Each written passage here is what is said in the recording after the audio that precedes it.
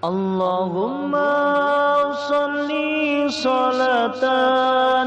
كاملة وسلم سلاما تاما على سيدنا محمد الذي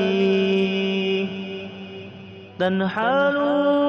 به العقد وتنفرج به الكرب وتقضى به الحوائج وتنال به الرغائب